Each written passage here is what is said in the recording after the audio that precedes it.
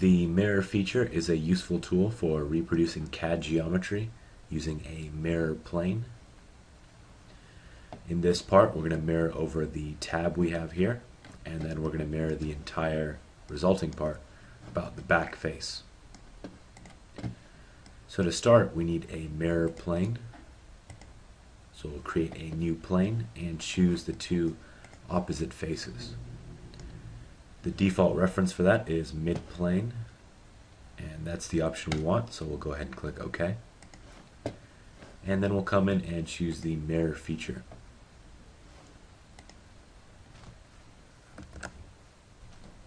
Then we'll choose the plane in the center there as the mirror plane.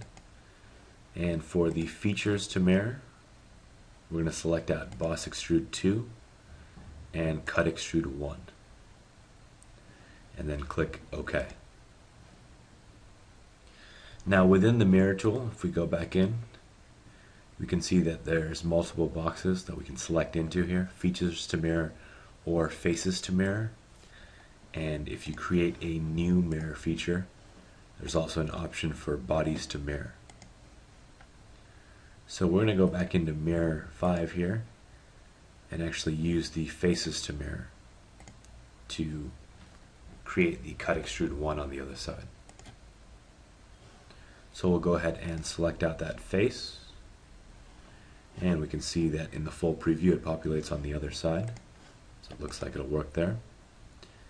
And that option is the faces to mirror. Just keep in mind with the faces to mirror that if you were to, for example, mirror over the tab, you'd have to select all of the faces that define that tab. So every single side of that tab to mirror over.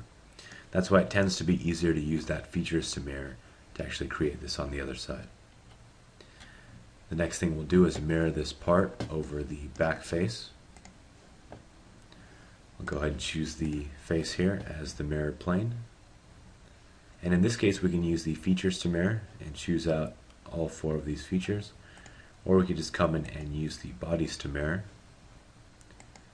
And when I click on the part there, it'll choose the entire body. And we'll go ahead and click OK. Lastly here, I want to create another plane parallel to that face. And I'm going to set this off by 1 inch. And then we're going to mirror the entire part over that plane.